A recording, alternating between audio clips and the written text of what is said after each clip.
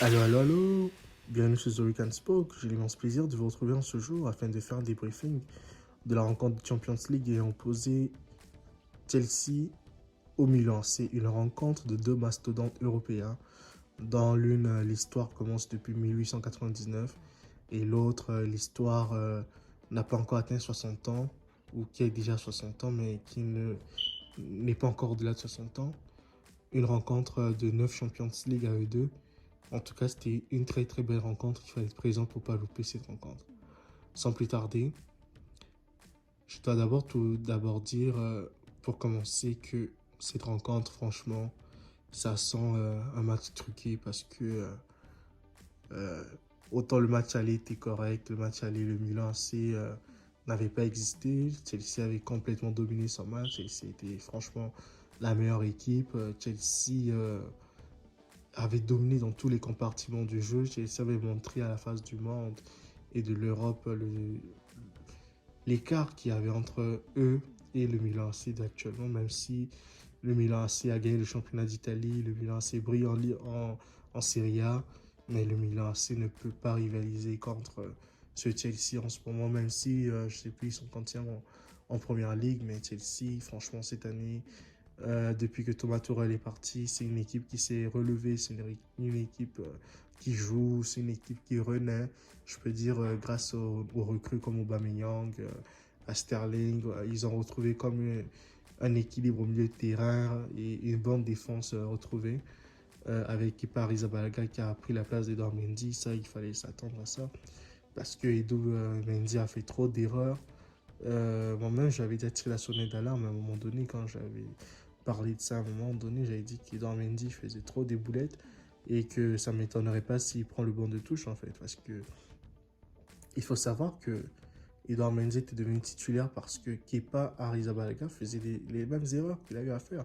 Je ne sais pas si on lui a jeté un sort. Est-ce que Paul Pogba est passé là-bas? En tout cas, lol. Donc c'est un peu ça là. Donc voilà. Pour moi, la faute de Fikayo Tomori, franchement, elle est inexistante parce que oui, il le retient avec le bras au départ de l'action. Puis après, il le lâche, mais je vois pas pourquoi l'arbitre met un carton rouge. Voilà pourquoi j'ai parlé au tout début pour dire que ça me paraît comme une rencontre truquée, ce match du Chelsea Milan AC, parce que ça n'a aucun bon sens là de mettre un rouge direct à Tomori après 18 minutes de jeu. Ça, il tue le match, il détruit la rencontre. Cet arbitre, je sais pas c'est qui cet arbitre, mais on dirait un arbitre de Ligue 1. Parce que je suis désolé, tu peux pas faire ce genre de choses en Champions League. En sachant que c'est un match à enjeu, c'est un match qui est très important pour le Milan AC, pour Chelsea, de détruire la rencontre dès le début sur une fausse faute qui n'existe pas. Et il accorde un penalty à Jorginho qui va faire ses pas là pour marquer. Et après, bon, je vois déjà une équipe qui est démoralisée du Milan AC. Peu importe ce qu'ils vont donner, bah, écoutez, ils ne peuvent pas produire grand-chose parce qu'ils ne sont plus là, ils ne sont plus dans la rencontre. Ils ont perdu leurs ailes, on les a coupé les ailes. Ils sont obligés de jouer en infériorité numérique durant toute la rencontre en fait. Donc, c'est triste à dire, mais c'était ça la rencontre qui était là. Puis encore, on a pu constater les talents de l'inévitable Pierre-Emerick Aubameyang, qui a comme marqué le deuxième but de la rencontre. Mais quel but d'Aubameyang, franchement, c'était la machine à but qui manquait à Chelsea la saison passée. Et là, ils l'ont retrouvé avec un Aubameyang qui va être efficace. Je pense qu'il peut même apporter plus de 20 buts cette saison. Aubameyang, pour moi, je pense que franchement, et il va garder ces mêmes statistiques du Barça. Et il va vraiment faire un bien fou à cette équipe de Chelsea cette année. Franchement, c'est la bonne mise que Thomas Tuchel est allé chercher. Malheureusement pour Tuchel, il ne va pas avoir le fruit de son travail avec Aubameyang. C'est plutôt le nouvel entraîneur qui va en profiter. Et franchement, c'est de bon augure pour lui, Aubameyang. Et ça va pouvoir le relancer, pouvoir lui permettre de se repositionner, de se remettre dans l'endroit du jeu. Et pourquoi pas reconquérir un ballon d'or africain et se disputer la place avec Mané, Mohamed Salah, Riyad Mahrez et tout.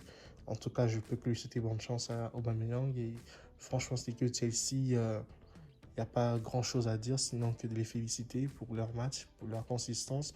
Parce que sur l'ensemble des deux rencontres, ça fait un 5-0. Donc, bravo à Chelsea, bravo à l'équipe, bravo à Raheem Sterling qui, comme à l'image de Gabriel Jesus, qui s'affirme aussi dans cette nouvelle équipe. quitter City de Guardiola pour aller dans cette équipe. Je crois que ce n'est pas facile, mais bravo à eux quand même, car ce sont des professionnels. Allez, quant à moi, je vous dis à très bientôt. Si vous avez aimé cette vidéo, écoutez, n'hésitez pas à mettre un petit pouce bleu, à liker, comme j'ai dit, à travers le pouce bleu, à commenter, à partager. Et on se retrouve très bientôt pour une nouvelle vidéo. Allez, bye.